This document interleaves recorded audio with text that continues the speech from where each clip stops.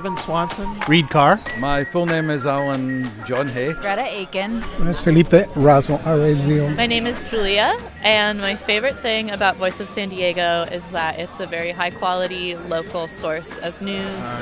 My name is Kwafi Reed, and I appreciate the insightful coverage of local San Diego politics. I love the Culture Report every week.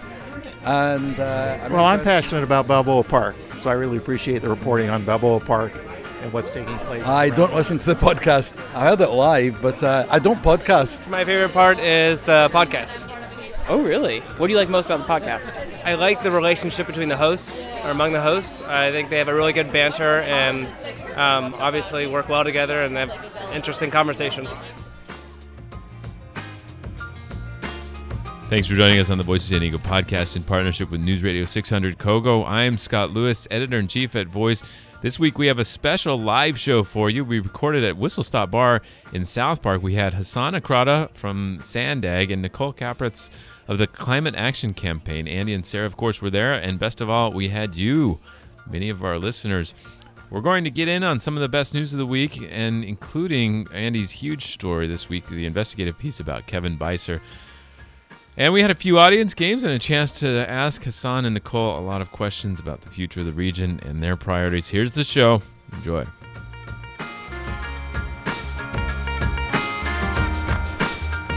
All right, so we have a really great show tonight. I'm going to bring up our great panelists without further ado. She always looks sharp no matter how much her kid has puked on her that day.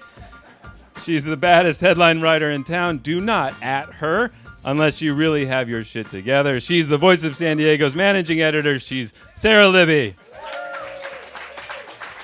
He is a former Nickelodeon child star, or current. He calls playgrounds tot lots. A lot.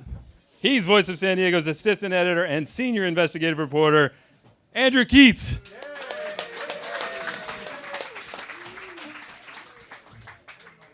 He's got no time for your small town thinking. He came into town and said we were out of money, not on track to comply with state law, and we need to change everything we're doing. He's the executive director of the San Diego Association of Governments, Hasan Ikhrata. Hasan.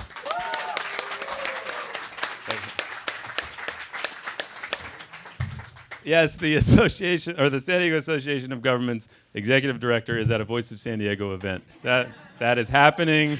You are all witnessing that. It is real. Yeah, we can cheer that, right? Okay, I have known her since Donna Fry got more voters and votes than anyone else in the San Diego's mayor's race, even though she did not win it somehow. She's a former staffer for Fry and for Todd Gloria. She's the founder and executive director of the Climate Action Campaign. She's Nicole Capretz. Nicole.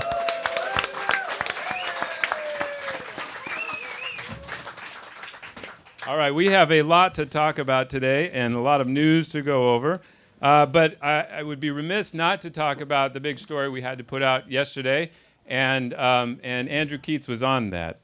Today, all four of Kevin Beiser's colleagues on the Board of Education of the San Diego Unified School District called on Kevin Beiser to resign, as did every LGBT elected official, including State Senate President Tony Atkins, Assemblyman Todd Gloria. Andy, I don't want to spend too much time on this, but I do want to check in with you. How did you find this story, and what can you tell us about what you found out? Well, so a lot of it's in the story, but basically in early February, I was approached by a political strategist that is relatively well known in Democratic politics, Eva Posner. She told me that she had 4 men who were willing to talk to me about things that had happened to them from Kevin Beiser, if I would be willing to meet with them as a group, and I said that I was. We had an interview on February 5th. And then since then, I've basically been doing as best I could to corroborate all their stories, following up with each of them individually to see what else I could find, and to get as far as I could in understanding what they had been going through and whether there was anybody else out there that had. And then on Monday, one of them, unbeknownst to me, filed a lawsuit, which is a public document and becomes the type of thing that a lot of people can report on. And so very quickly we started, there was an urgency and a timeliness that we needed to tell the public everything we knew. And so that's basically what we did. And Sara Libby was a huge part of that, obviously. She and I don't know, we slept a couple hours this week. Yeah. We can't tell if that's going to be good for you tonight as far as what you say or bad, but we're going to take the chance. It's bringing weird energy to the table. Yeah. Well, good. Well, thank you for doing that service. I think it means a lot to Voice that people trust Andy, and it really shows how much of a value he's become to the community, that he is trusted with some of the most sensitive tips and ideas that go on in this community. So if you have anything you ever need to share, there's a guy that can keep you confident. Yeah, I just also want to add, I was here in 2013 when the first accusers came out about Bob Filner. And it's remarkable if you think about it in just 6 years, how different this cycle and this evolution is in terms of the Democratic Party last night calling for his resignation, most significant political figures in town calling for his resignation. That played out over a number of months back in 2013 and even longer, just a couple years ago with Mickey Kasparian. Now, obviously, all the circumstances are different, and the Me Too era has taken place since then. But I think it's an interesting commentary on San Diego, how different this was than the Filner scandal just a few years ago. Yeah, Nicole, you've watched local politics for a while, and you've seen some of these things come up and down. Well, have you seen similar evolution in how things are handled, or is it just the part of the makeup changing of who's in charge too? I mean, I was definitely pleased to see that so many elected officials and community leaders came out immediately and said that he should resign based on reading Andy's story. I think, having lived through the Filner experience, those were very tough times. And I, had my own stories related to that scandal, and so on behalf of the victims, I'm pleased to see that there's kind of there is a new day in terms of believing the victims and moving forward and doing the right thing. Right. Okay, in other news this week, Voice education reporter Will Huntsberry had a story. He found that one doctor, this is Greater Golden Hill, by the way, right? This isn't South Park? I don't know that you could, but I could hit the doctor's office with a baseball from here. Wow. Oh, because you're that strong and that athletic? Yeah. All right. So the South Park doctor, Dr. Tara Zanfleet, has written nearly 1/3 of all the medical exemptions for vaccinations for the entire San Diego Unified School District that were issued. That's according to the records we obtained from the district, and was a big story this week. The site's been kind of blowing up, a lot of stories and such. So that was kind of a big story for us. Sara, what do you think made that such an interesting story to so many people? Well, the anti-vax movement and stories about vaccinations are like having another moment or another flare-up, if you will. Mm-hmm. Hey, yo. Hey, yo.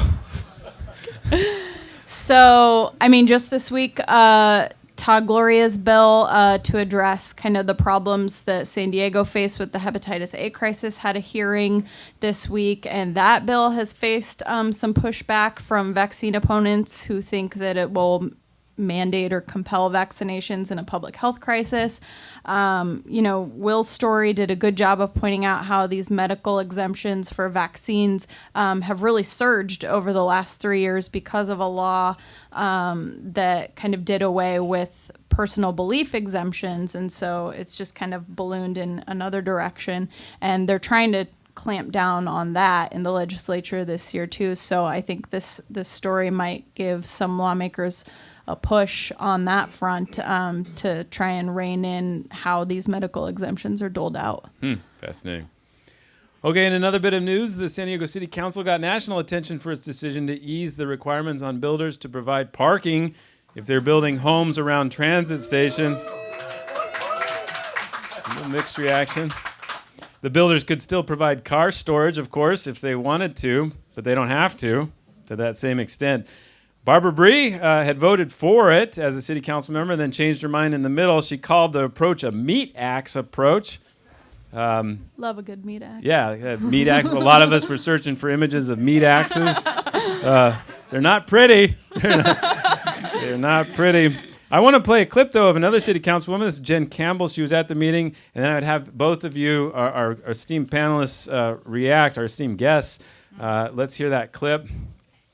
And we need to supply the infrastructure of mass transit first before we expect people to give up their cars. And so I am against this measure. Okay. Hasan, I'd like to ask you, what do you think? That framing comes up a lot. People say, we're not going to abandon our cars without transit being available. Transit's not available, so we're not going to consider these policies. What do you think about that? Well, good evening. Good evening. How are you? Jump in.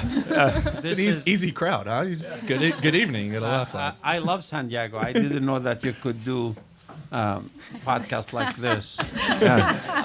Look, I think there is truth to the fact that most of us today, 98.5% of us, are totally dependent on driving. If anybody disagrees, let's talk about it. Second, I think for us to abandon our car, we have to provide an option that's as convenient, if not better. And third, if we do that option, we should do all kinds of policies, including the parking policies. I believe right now, to do it right now, will be penalizing a lot of us. So I'm happy that the council is taking the right policies. In downtown, there is transit access, so you would say it. But in general, I will advocate that we do talk about the transit option and put it in place before we start demanding that people need to do different things without any option. Yeah. Nicole, do you have any thoughts? Well, in a perfect world, obviously, we would have functional public transportation before we adopted policies like this. Unfortunately, public policy just isn't that neat. And the way we looked at it as an organization is that we still need to move forward with imperfect policies at imperfect times because we have faith and hope that people like Hasan coming in and not allowing small town thinking, as you said, will actually enable us to implement this kind of transformation of our public transit system. And let's not forget, in District 2, where Councilmember Campbell serves, there is this massive public investment in transit infrastructure coming into her backyard. So you're talking about the Mid-Coast Trolley line. The Mid-Coast Trolley. So, at what point is there, when is that magic time when there's enough transit, So sometimes it feels like that's an excuse to avoid actually moving forward with new policies. What if it was as simple as imagining being able to go about your professional workday using transit? Because I can't imagine that right now.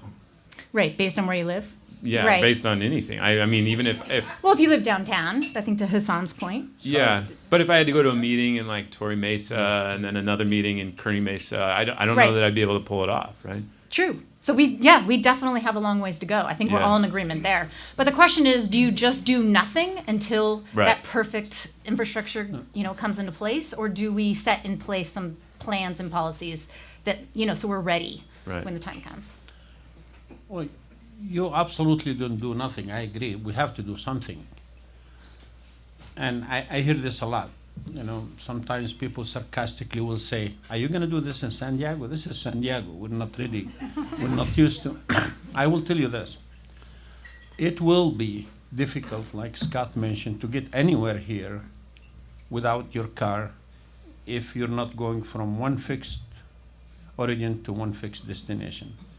I agree the Mid-Coast will open in 2 years. It will be much better, much better. But I will argue that this is not going to move a lot of people for choice riders like Scott to leave their car in the garage and go where they want to go.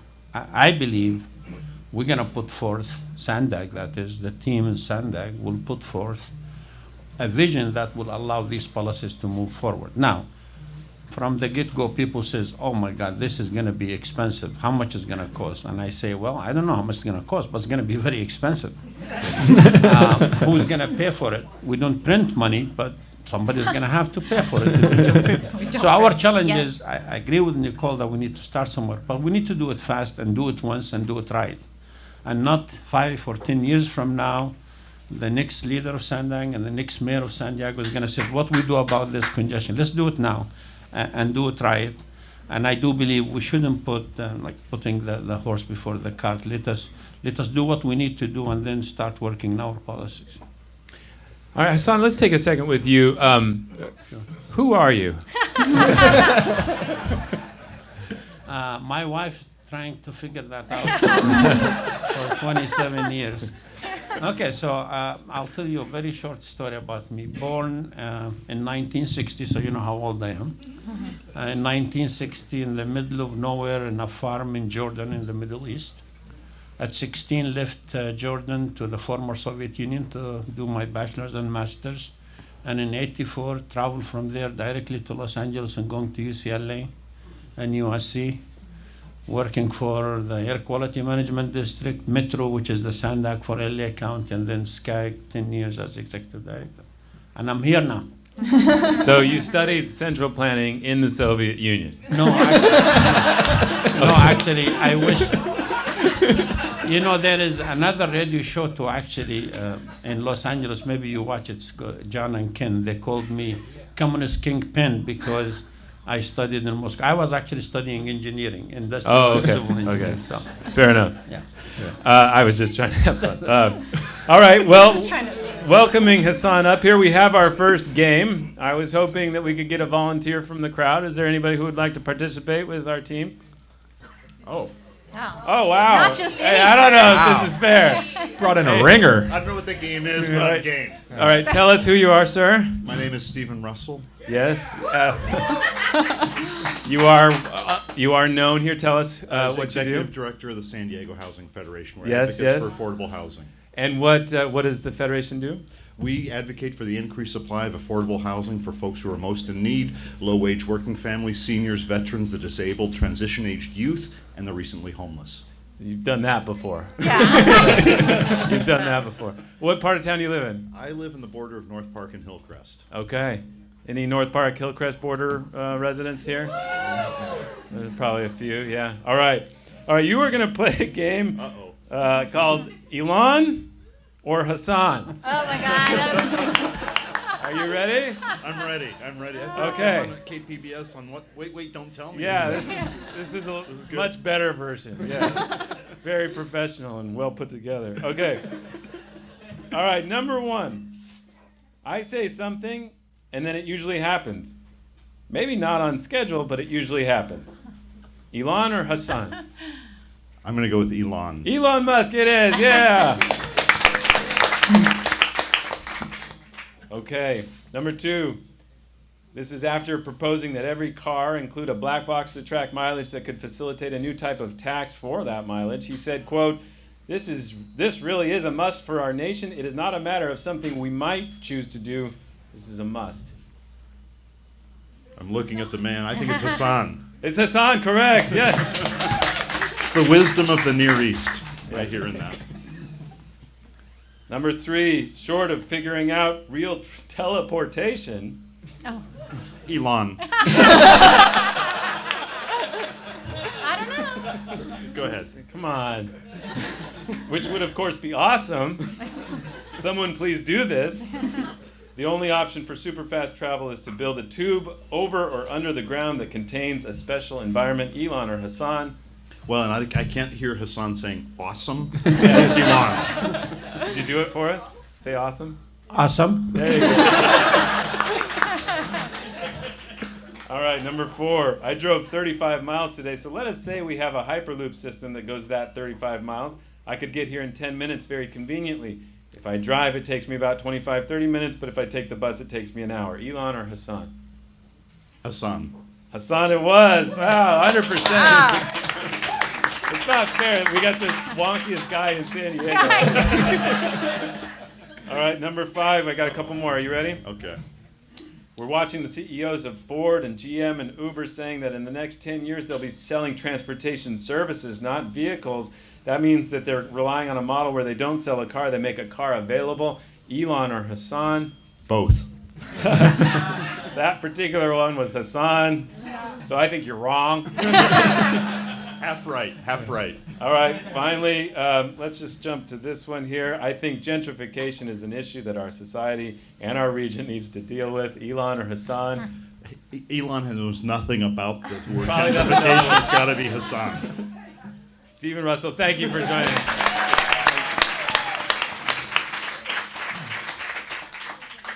All right, so Hasan, we do have to ask you, you've been telling us things about Hyperloops, about autonomous vehicles. Does it bother you at all that those technologies do not exist? No. Tell us why.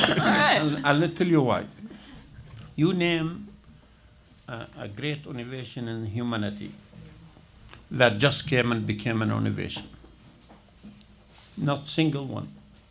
Whether it's flying or driving or going to the moon or going to Mars, which Elon Musk is gonna do in a couple of years. So I believe, and by the way, it doesn't have to be Hyperloop. It doesn't have to be the boring company. But I believe in the ingenuity of the private and market economy that these technologies will be developed. Once you see corporate America investing billions of dollars on something, I think there is a lot behind it. So yeah, they're not working now, I agree. It doesn't bother me at all. I told my board, I don't mind San Diego being the guinea pig of these technologies. I think it would be an honor to be the first in the country to try them. I'm more hopeful that the innovation in transportation is going to be here in the next 10 years. Mm-hmm. Andy, what do you think? I think the technologies don't exist. And that's an issue. No, I think interestingly, I think there's been more and more comments from companies like Waymo, I think it's maybe the leader in the self-driving car industry, saying, this was a harder problem than we thought, and some of the comments that we made a couple years ago are starting to prove wrong already, and maybe we need to take a more realistic look at this. So I'm interested, Hasan, having trust in the private sector to solve these problems is one thing, but as you say, we need to solve our transportation problems today.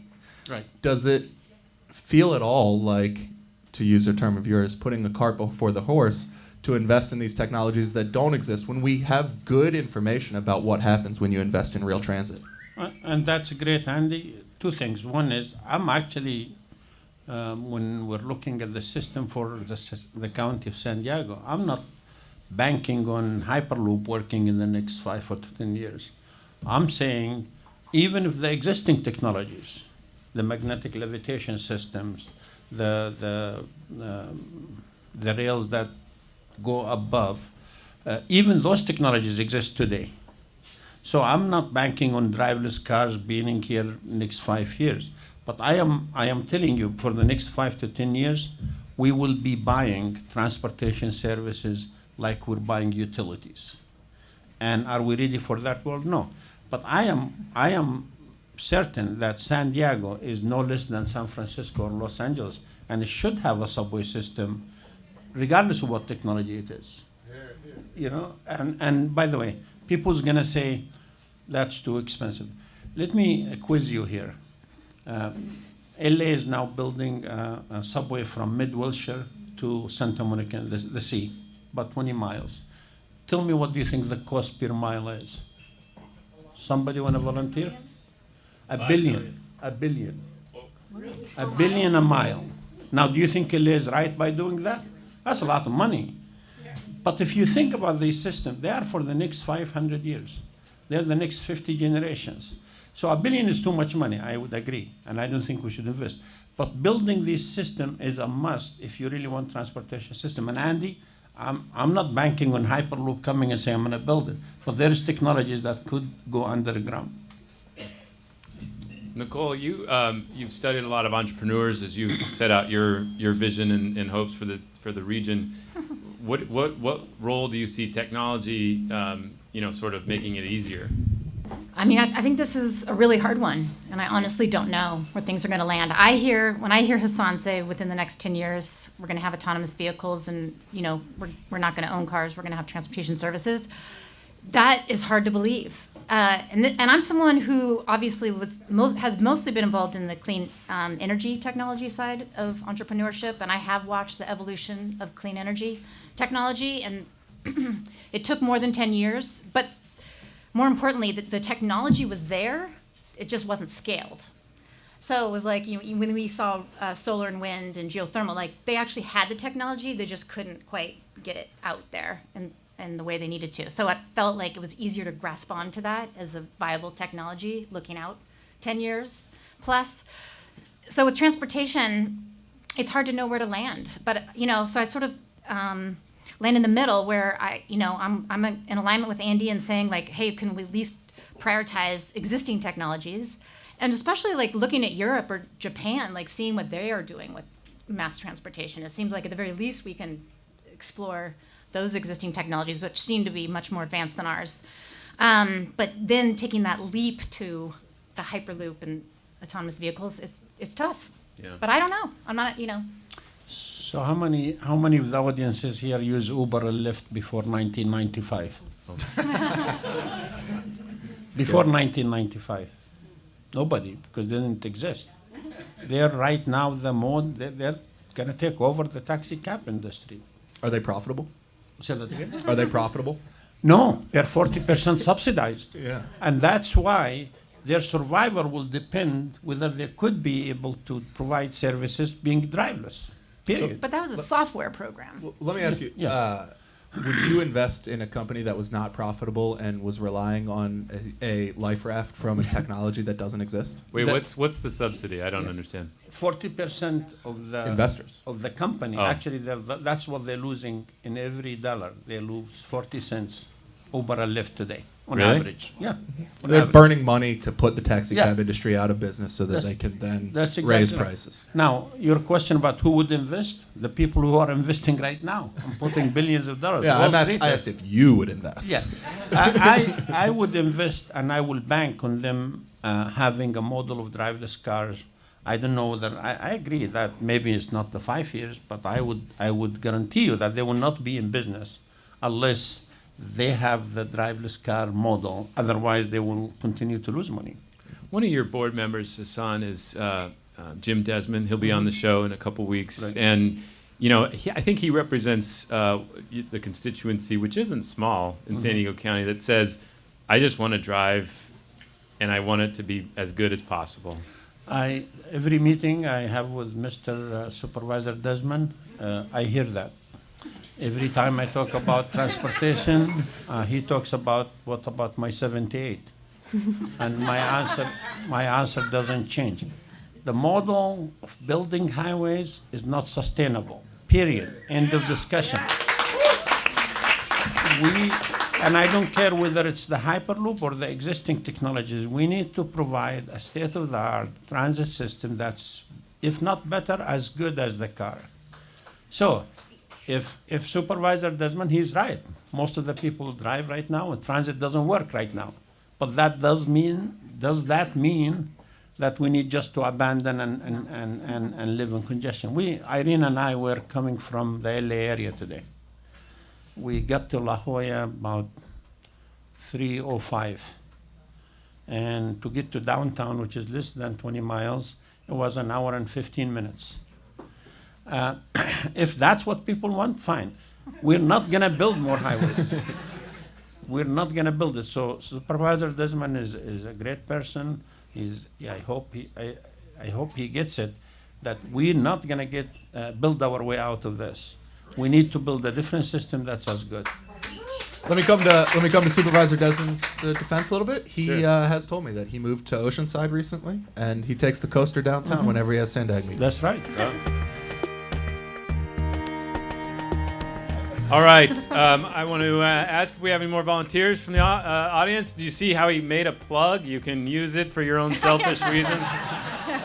Anybody want to volunteer? All right. Who are you? My name's Justin Schiffer. Okay. I'm sorry. You said what? Justin. Justin, Schiffer. welcome. Thanks for coming. Where do you live? I live in Kensington. Okay. Did you Uber here? No, I drove in my old school car. Yeah. This is Find the Lie, Okay. Mega Project Edition. This is 3 mega projects. We will read you the descriptions of 3 mega projects in the San Diego region. One of these is not real. And by that, I mean no one has proposed it. Yeah. I mean, don't be ridiculous. None of these are real because this is San Diego and we can't finish anything. The gondola's coming. Hasan here? Come on. We can make jokes at our own expense. I'm just joining the crowd, man. That's cool. No, so anyway, Boo, Andy. you must identify the pretend proposal, okay? For decades, San Diego's defense industry has manufactured aircraft or developed cutting-edge technology at Space and Naval Warfare Systems Command Pacific, colloquially known as SPAWAR, that big metal building along the I-5 in Old Town. No more! Working with the famously flexible and efficient federal government as our willing partner, we will demo that territory and make it home to a new, massive transportation station that could be home to a fully revamped regional transportation network. Amtrak, coaster, trolley, buses, hyperloops, aerial gondolas will all stop there.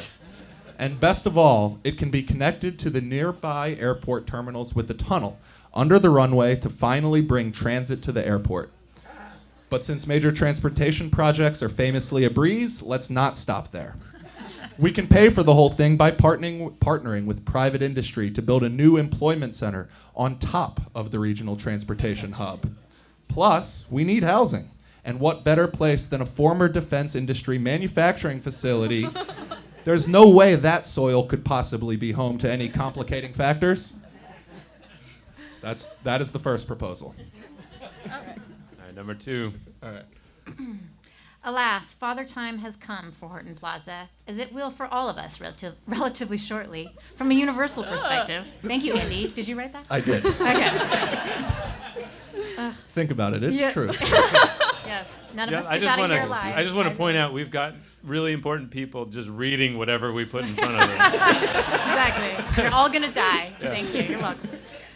The mall that remade downtown is now nearly empty, but where there is a void, there is an opportunity, and San Diego's leaders have recognized this one. Downtown is one area free from most NIMBY opposition, and Horton Plaza is in the heart of the city's business core and near all its major government buildings. It will soon be the home to 1,500 new apartments under a public-private deal between the city and a major developer. The project will have 30% of its units set aside for homeless San Diegans, with special consideration given to anyone who is displaced from a single-room occupancy hotel that was torn down. And the city has agreed to subsidize 7% of the rent, of any employee who lives in the project.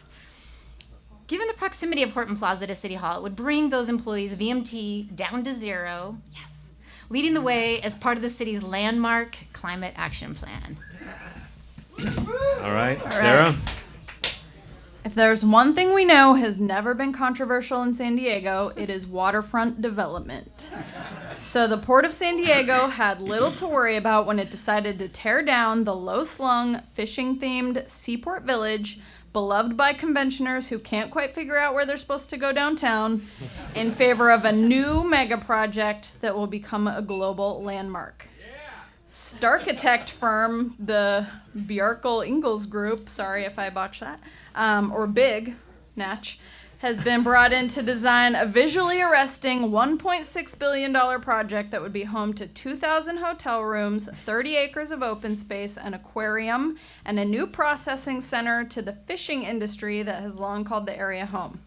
Luckily, the new Seaport Village will be contiguous with Doug Manchester's Navy Gateway project, which is obviously a real thing that is totally happening.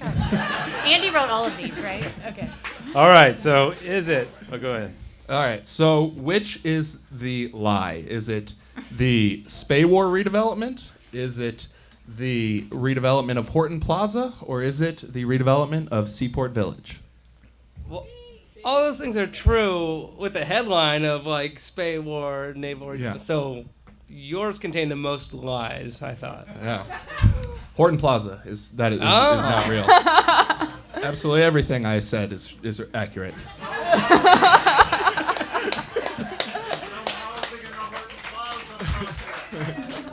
Let's hear it for Justin. Thank you, sir. Hasan, I kid, but it would be quite unfair if I didn't allow you to respond to my description of a very earnest offering. Spay tell us about it. Spay San Diego Grand Central, excuse me. Okay. So the Navy owns those two buildings that Andrew talked about, 72 acres. They're bordered by the post office and the old town. Altogether is about 120 acres. So after Los Angeles opened their system in 5 years, people mover that connects to transit, we will be the only airport of a major urban area that doesn't have direct transit connection, a rail connection to the airport. So the idea is to build a Grand Central and to build the people mover that connects the two terminal to Grand Central, and to make that an economic development zone with zero parking, no parking. The transit, the idea, people say, why don't we just connect the trolley to the airport? Well, you could do that. But if you truly want people to use transit to go to the airport, it has to be better or more convenient than the car, if not as the car. So if you're coming from Carlsbad or Oceanside, the coaster need to run every 5 to 10 minutes, right? Because if you miss one, you get in another one. Right now it runs every 45 minutes or an hour. For the coaster to be able to run every you need capacity. Santa Fe right now cannot handle a coaster running 5 to 10 minutes. So the idea was to build the Grand Central with the scale where it allows the existing and future transit to come in, and if we want to expect people to take transit. Now, when we build that, I think people will think twice about driving. Why? Because we're going to start charging the total cost of driving. Total cost of driving is really much more than we're paying, much more than our perception of what it is. So, yeah, Spaywar is the site we're looking at. We're partnering with the Navy. I can't speak for the Navy. The Navy just a couple of weeks ago asked us to be a partnering agency, asked SANDAG to be a partnering agency on the NEPA process. So we're hopeful this could move forward. But like Andrew said, I'm getting used to San Diego saying, we start discussion, but we never finish. I'm gonna tell you this. I give myself 2 to 3 years. I told this to Andrew, to put forth a vision that I believe will work for San Diegans, for the 3.3 million of them. I might get nowhere with my leadership, but I'm hopeful. I'm hopeful that when we put these ideas together, even though they're costly, it's going to take a long time. It is what this region needs. Otherwise, we will be talking forever about how to solve our problems.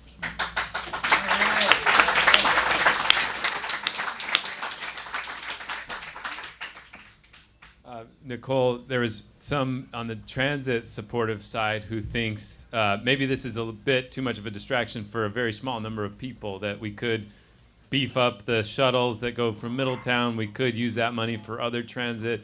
How much importance do you put on the idea that we need these kinds of big hubs and central ideas that can really, increase not just the access to the airport, but some sort of pride of the transit system itself?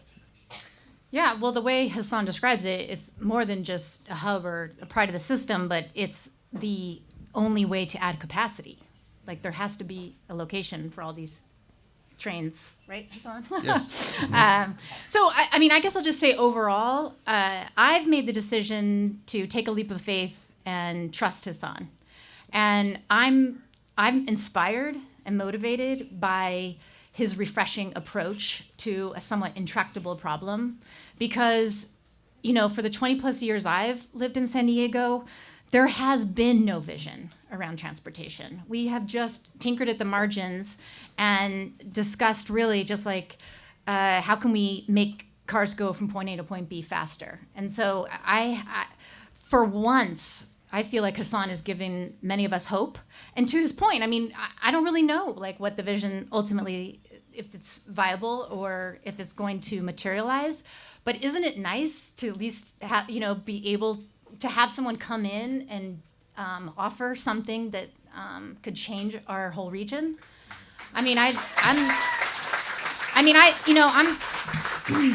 Thank you.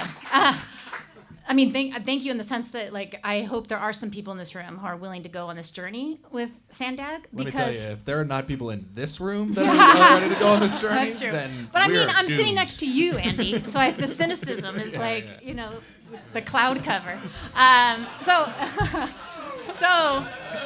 He's really trying to get away from that. He's got a new vision of his brand. Yeah. No, but I say that because Is that not coming through? with these, no, because to be honest, part of me, I'm in both camps, right? I mean, my default, because of my 20 years in politics, is cynical, right? I don't trust that we can do these grand tasks, and so I have that Andy voice in my head, but I also am, my better angel, as it were, like, wants to believe in something bigger and better. And so, I mean, Hasan, I'm putting so much trust in you. There's no pressure, but and I mean, I know we all need to participate. It's not just on him. I mean, we all need to engage, and it'll hopefully be a mix of many of the technologies and ideas that have been floated already. I don't know, but something has to change, right? So anyhow, that's where I'm landing. I'm taking a leap of faith. Well, but okay, so that's the view from the more progressive side. But there's also a concern, and let's get more specific than the Desmond question asked before, but there's also a concern now that there's maybe 10 to 12 projects that were promised and have been promised to North County and East County for some time to make some of the interchanges better, to make some of the lanes wider, to make some of their commutes easier. And I think there is a real concern now that some of these other priorities are going to shut those specific projects down. Are you willing to say right now that might be true? I just told the board on the 22nd of last month that there is $10 billion worth of projects don't have $10 billion, period. They have zero.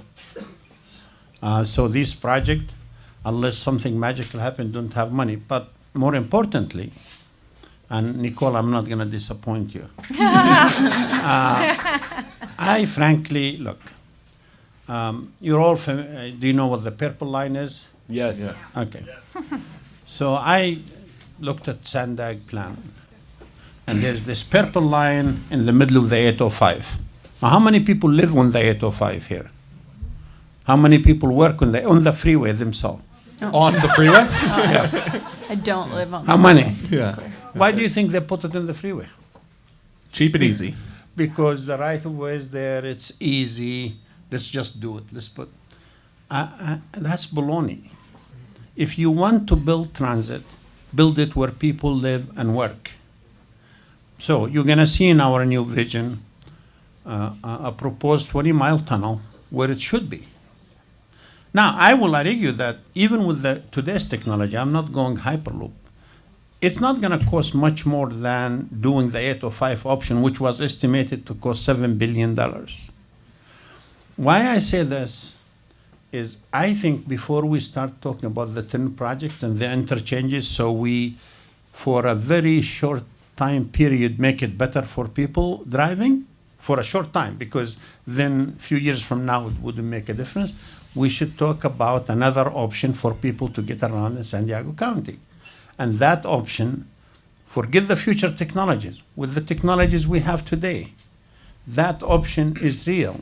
Now, Nicole, I'm like you. When we were in the LA area and when they start talking about rebuilding the old red cars they destroyed, a lot of people were skeptical. But honestly, they are doing it.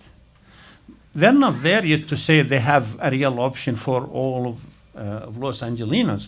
But they will get there if they continue on this path. And I think this region is more suited for an urban transit system than Los Angeles will ever be because of the geography, because it's multi-centered.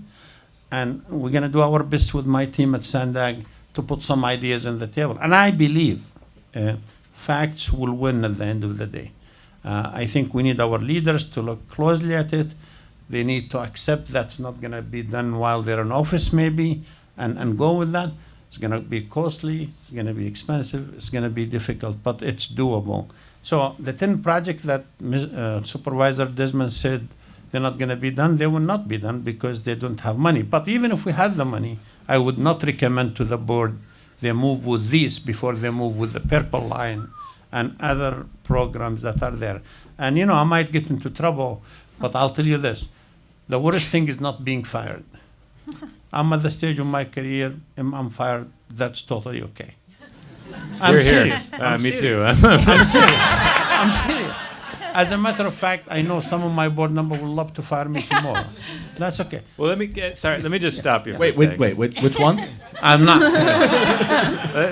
So we have a concept in journalism called news sense, right? But what we do is, journalists are just good at having news sense. Yeah. And my news sense was firing. Right. Because what you said, I think, was, and for the 805, the purple line, that was a line from San Ysidro up through the 805 to Kearny Mesa, right? Right.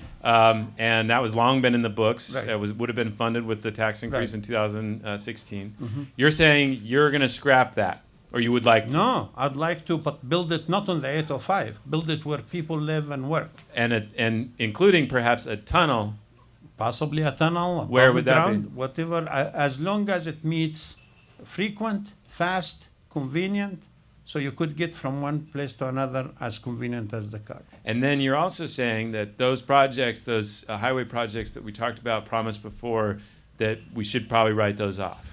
That's not my decision, first of all. Okay. It's the board decision, but I, as their staff, I would not recommend they move with any of these projects before they build that transit. Okay. Hey, you come to Whistle Stop for the Voice of San Diego Live podcast, you get some news, huh?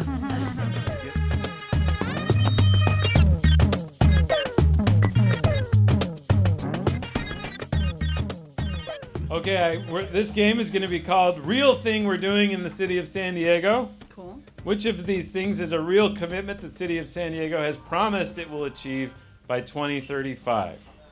Our various panelists will read these.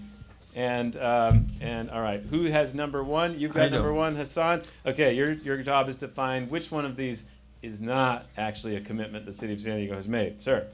Okay, it will be carbon neutral, and 25% of people who live near transit stations will commute to work on transit.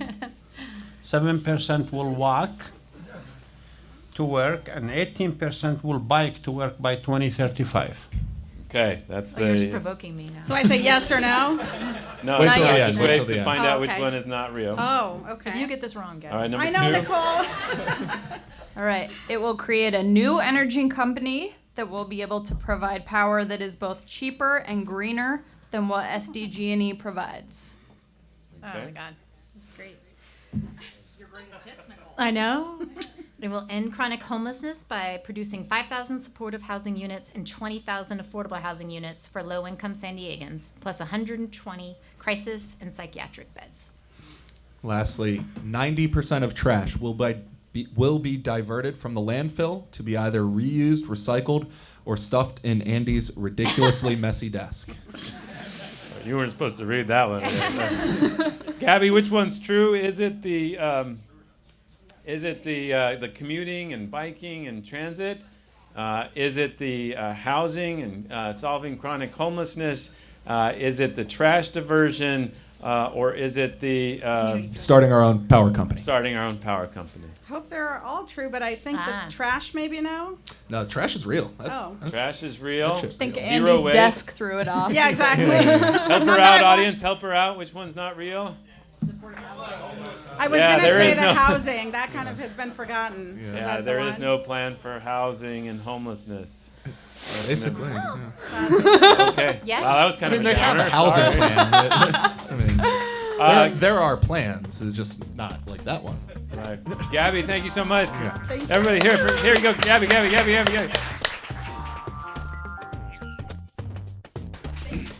Okay, Nicole, I got to ask you this question.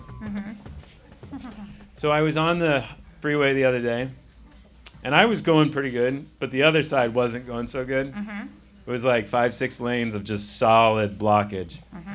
And I was just kind of thinking to myself, like, the enormous number of people that was. And then this happens to me a lot, where I realize, like, a lot of people know about Voice of San Diego, but a lot don't, that sort of thing.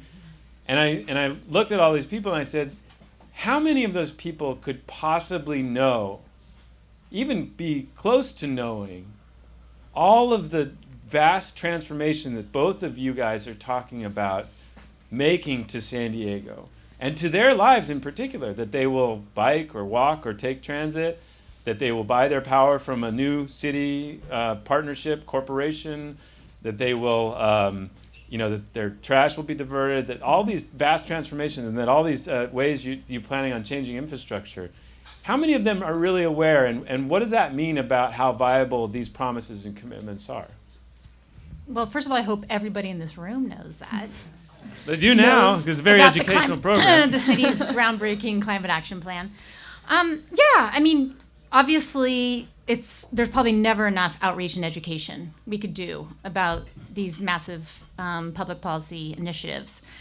That was one of my biggest concerns that I registered with the mayor's office when they were evaluating the climate action plan that Todd Gloria had submitted when he left the mayor's office. And frankly, that's one of the reasons my organization, Climate Action Campaign, was founded, because I left City Hall and knew, there was zero commitment by the mayor's office to do any education on the climate plan. And so we did, 75 plus presentations in the community to begin that conversation. But I understand, we went to community planning groups who are they're like everybody in this room, the most active and aware community members, but at least we had to start somewhere.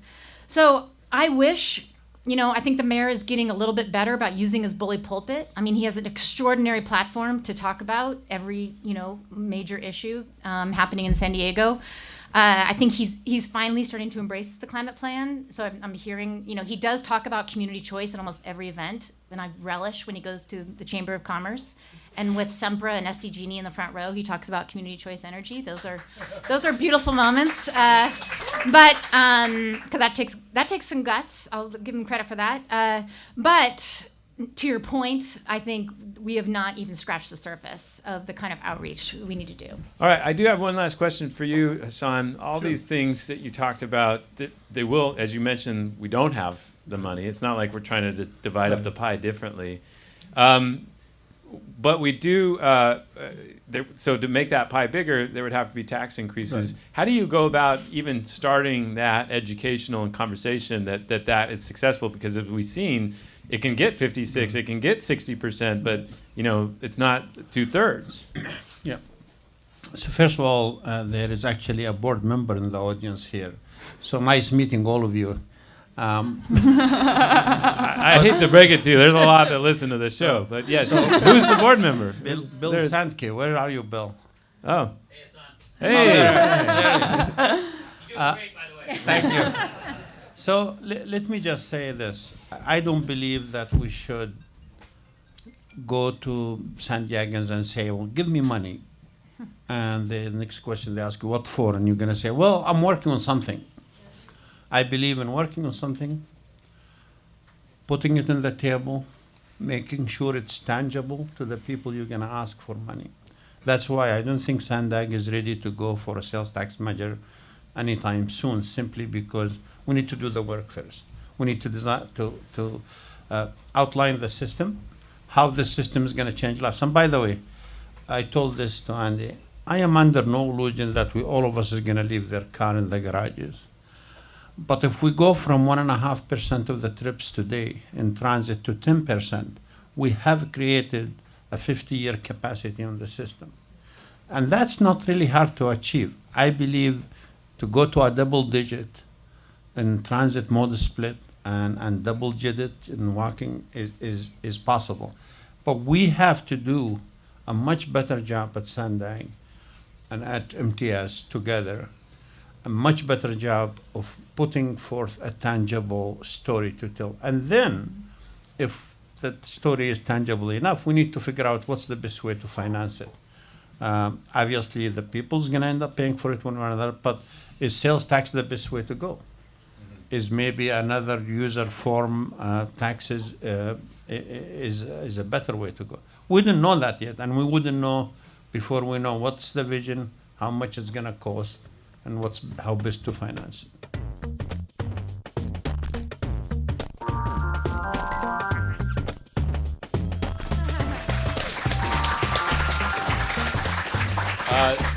Thank you to the Whistle Stop. This is such a great place, and it's been a home for us for a while. Thank you. Thank you to our excellent panelists, Hasan, Ikhrata, everyone. My friend Sara, Libby. Nicole Capretz.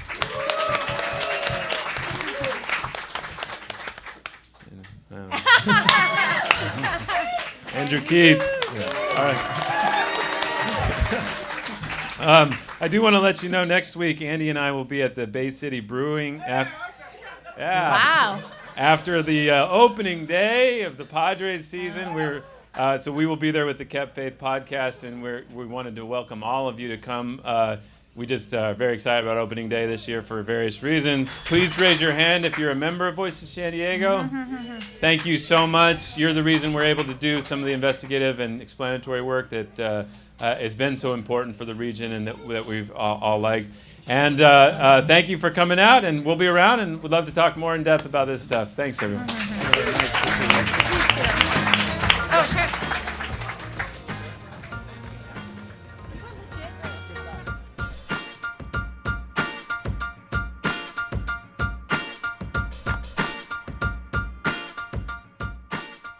That was our live show at the Whistle Star Bar. It was a great event with great people. Thanks for joining us at the Voice of San Diego podcast this week as well. And if you want to go to our next event, just keep an eye at voiceofsandiego.org/events.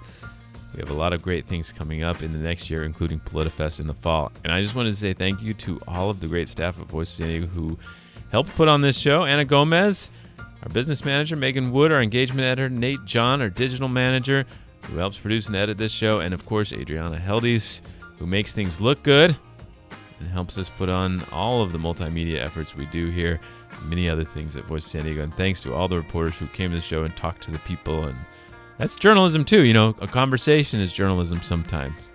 And of course, thanks to all of you who attended and listened to the podcast and all of our members who make this possible. I'm Scott Lewis, editor-in-chief at Voice of San Diego, and we'll talk to you again next week.